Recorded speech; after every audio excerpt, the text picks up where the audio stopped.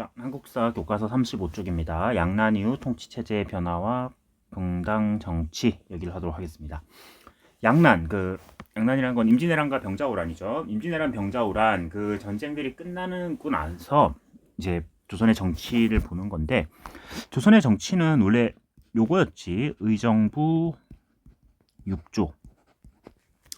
의정부 6조가 조선의 기반이었어요. 그런데 이 조선 전기의 의정부 6조 체제는 이제 유명무실해 돼요.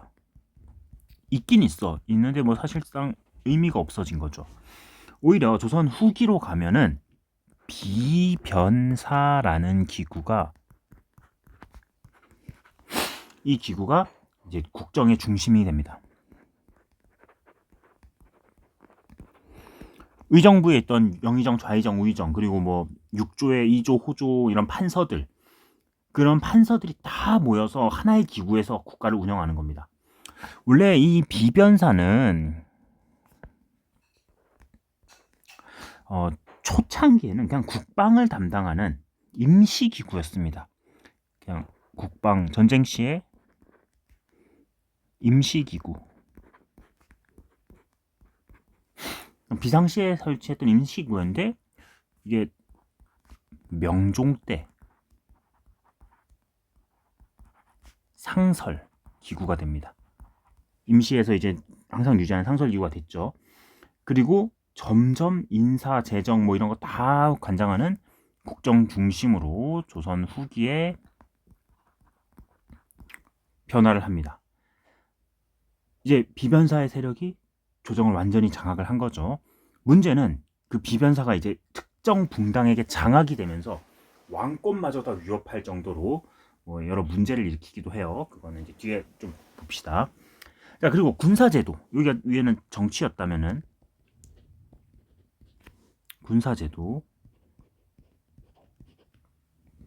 조선 전기에는 병역, 농민들을 위한 중심이 됐는데, 이 임진왜란 이후에 그냥 잠깐만, 전기에는 그냥 농민들이 병역 의무. 근데 임진왜란 때 한번 크게 패해봤잖아. 그러면서 직업군인을 양성을 해요.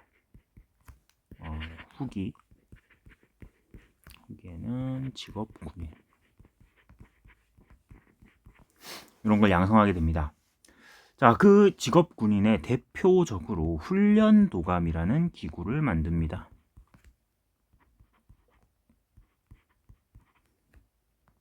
훈련도감이라는 기구를 만들었습니다. 그리고 그거 외에도 훈련도감을 포함해서 중앙군으로 훈련도감 이후에 5군영을 만들어요. 훈련도감, 어영청, 총룡청,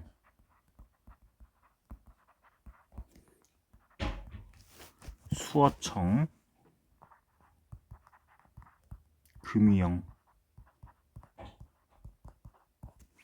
이렇게 5개의 중앙군. 근데 딱 봐도 이름이 다 다르죠. 그러니까 뭐 크게 마스터 플랜을 갖고 5개를 만들자 이런 게 아니라 그때그때 막 즉흥적으로 만들고 좀 요런 식이긴 했습니다. 중앙군 5군영을 만들었다. 그리고 지방군은, 이거는 중앙군이었다면은 지방군은 속오군이라고 양반부터 노비까지 모두를 포함하는 그런 군대를 만들었습니다. 하지만 점점 양인들은 안 하고 천인들만, 시간이 지나면서 점점 이제 군사력이 약해지는 거죠. 국방력 약화가 됩니다. 그러면서 문제가 되기도 했어요, 나중에. 자, 다음에 이제 붕당 정치 보도록 할게요.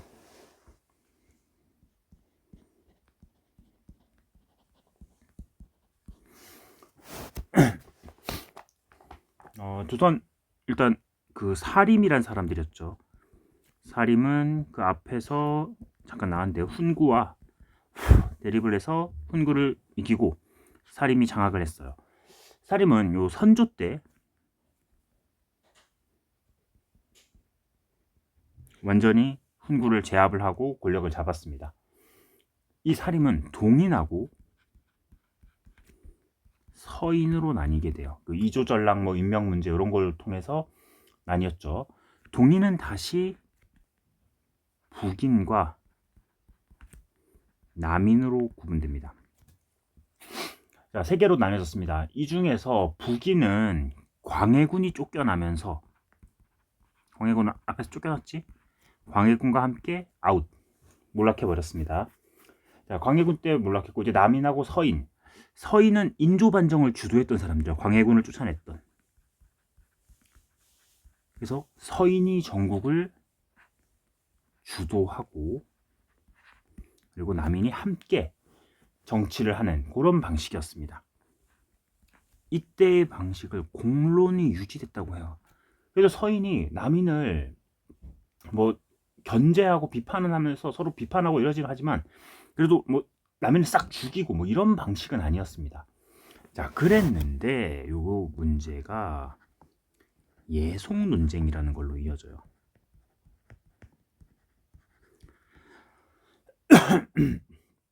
예속 논쟁이라는 거는 그 효종이라는 왕이 있었는데 이 효종이 둘째 아들이었습니다. 둘째 아들. 효종의 아들 현종이 왕이 됐어. 근데 효종 위에 있는 그 자의 대비라고 해서 요거를 잠깐만, 이건 여러분 안 써도 돼요. 지금 요거는 그냥 아예 똑바로 이렇게 설명할게요. 인조라는 왕이 있었죠. 병자호란때 항복했던 인조. 인조의 큰아들이 소현세자가 있고 둘째 아들이 효종입니다. 큰아들은 먼저 죽었어요. 그래서 둘째인 효종이 왕이 됐죠. 그리고 효종 밑에 현종이야. 근데 인조의 부인이 자의대비입니다. 자, 여기서 문제가 생겨요. 효종이 죽었는데 자의대비는 친아들은 아니거든. 아들뻘인 효종에게, 효종의 장례식 때 상복을 몇 년 입어야 되느냐, 그걸 가지고 싸웁니다. 서인하고 남인이. 야, 근데 이거 지금 생각하면은 뭐 상복 몇 년 입는 게 뭐가 그렇게 중요하냐 싶겠지만 그때 당시에는 경전의 해석 방법을 두고 싸운 거라고 생각하면 돼요. 1차 예송이에요. 1차 예송 때 서인은 뭐라 하냐, 효종은 둘째 아들이니까 둘째 아들의 예를 해서 양반들에서 둘째는 1년으로 돼 있었거든. 둘째 아들이 죽었을 때 어머니는 1년의 상복을 입는다. 그래서 1년만 입으면 된다. 둘째 아들이니까. 아무리 왕이라도 둘째는 둘째 아니냐? 둘째인 거지. 근데 남인의 이야기는 달라요. 남인은 둘째 아들이지만 왕이다. 그러니까 일반 양반의 그 규범을 적용하는 게 아니라 왕으로서 대접을 달리 해야 된다. 왕족은 일반 사대부랑 다른 거 아니냐? 그러니 첫째 아들로 쳐서 3년을 입어야 된다. 첫째 아들은 3년 입게 돼 있었거든. 이 둘이 싸웠고 1차 예성은 서인이 승리했습니다. 예송에서. 근데 이번에는 효종의 부인이 죽었어요. 효종 비가 죽었어. 중전이. 근데 자의대비가 살아 있었거든 아직도. 그러면 2차 이번에는 몇 년 입어야 되느냐? 서인은 며느리니까 둘째 며느리는 9개월로 하면 된다. 남인은 1년 입어야 된다. 이렇게 싸웠고 2차 예송은 남인이 승리했습니다. 자, 아까도 얘기했지만 이거는 그냥 그 단순히 뭐 상복 몇 년 입자 이거 가지고 쓸데없이 싸운 게 아니라 경전의 해석 방식을 두고 서인은 사대부와 왕실을 똑같이 봐야 된다. 그런 뜻이에요. 이게 둘째 아들은 양반에서 둘째 아들은 그렇게 입으니까 왕실이든 사대부든 똑같은 존재다. 남인은 왕실은 다른 거다. 경전의 해석 방법이고 국가 운영의 방법을 두고 싸운 겁니다. 이게. 자, 요런 싸움을 1차, 2차로 벌였습니다. 자, 이제 붕당의 예속 논쟁에서 붕당 대립이 점점 심화되기 시작해요. 점점 대립이 격화됩니다. 그리고 그 격화된 대립이 폭발하는 사건이 한국 정치입니다. 요거는 숙종이라는 임금대예요. 자, 숙종은 왕이 되고 나가지고 처음에는 숙종 등극 당시에 남인이 이겼잖아. 2차 예송에서. 그러니 남인이 권력을 잡고 있었어요.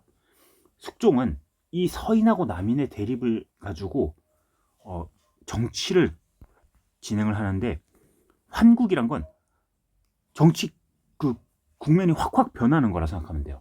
국면이 바뀌는 걸로 붕당이 서인에서 남인, 남인에서 서인 급변하는, 서인으로 갔다가 1차에서 경신왕국, 그리고 두 번째 환국에서는 또 남인,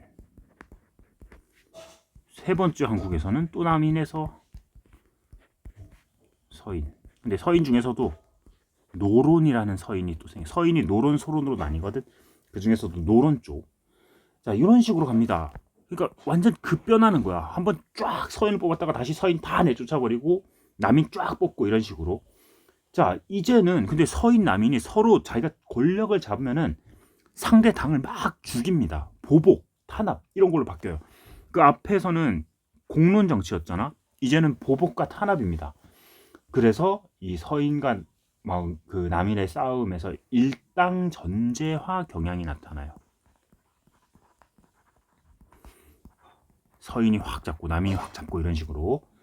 그러면서 상대 붕당에 대한 비난, 그리고 공격 이런 거죠. 비난, 붕당 정치의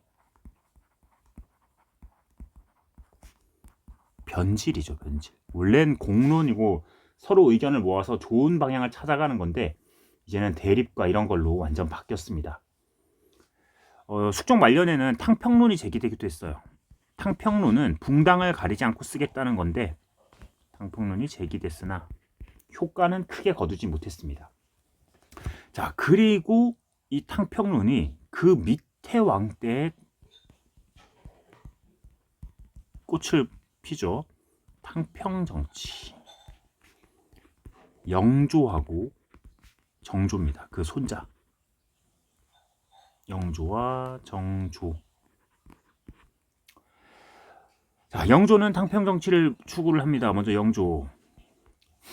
주기 초부터 탕평정치를 표방합니다. 그래서 노론과 소론을 고루 등용합니다. 노론, 남인 다 고루 등용하면서 탕평파라는 자신의 뜻을 따르는 새로운 세력을 또 만들었어요. 새로운 파를, 탕평파를 육성합니다.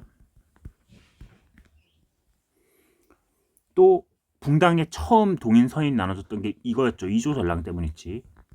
이조전랑 고난을 축소시켜버려요. 그리고 붕당의 근거지, 서인파, 남인파 생기는 거는 이 서원 때문이거든. 서원을 대폭 정리합니다. 너네 붕당의 근거지니까 서원을 정리하면서 그만 좀 싸워라. 그렇게 나간 거죠. 또 영조 때 속대전이라는 법전도 만들었습니다. 속대전, 균역법 이런 걸 실시를 했어요. 균역법은 뒤에서 좀 배울게요. 일단은 적어만다.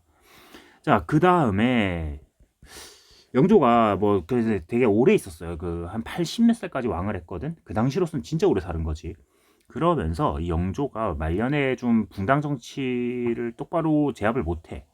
결국에는 자기 아들을 죽이죠. 그리고 손주가 왕이 된 게 정조죠. 사도세자 죽였잖아. 규제 갇혀가지고. 탕평 정치, 정조는 적극적으로 탕평 정치를 추구를 했습니다.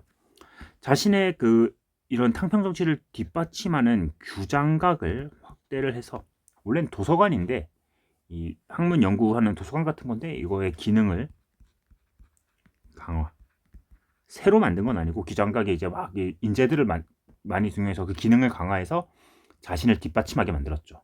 세종대왕이 뒤편전했던 것처럼 정조는 규장각입니다. 그리고 장룡령. 기존의 이 오군영 중앙군은 붕당들이 막 이걸 장악하고 있었거든. 그래서 국왕의 친위부대, 왕의 말을 잘 듣는 친위부대의 장룡령을 육성하기도 했습니다. 그리고 수원에 화성을 건설했어요. 수원 화성을 건설을 해가지고 개혁 정치의 기반으로 만듭니다. 또 이때 법전도 하나 만드는데 대전 통편이라고 하는 법전을 만들어요. 우리 성종 때 경국대전이 있었잖아. 그 경국대전의 속편이야. 속대전은 그걸 속편해서 속대전. 그리고 대전 통편은 경국대전하고 속대전하고 둘이 안 맞는 게 있거든, 내용이. 그래서 두 개를 통합한다 해서 통편이에요. 두 개를 통합해서 만든 법전. 이렇게 대전 통편까지 제작을 했습니다. 자, 정조였습니다. 영조, 정조. 여기 내용이 조금 어려워요. 조선 후기로 넘어가면서 의정부 6조 비변사로 바뀌었다. 그리고 군사 이런 변화, 훈련도감과 오군영, 그리고 소고군 얘기했고, 붕당 정치, 사림이 동인 서인 나눠졌고, 서인이 인조반정을 해서 전국을 주도하고 남인이 함께 가는 시스템이었다. 그리고 이때는 공론이 유지가 됐는데 이후 예송, 한국을 거치면서 완전히 그 공론 정치가 붕괴되고 무너지게 되었다는 거.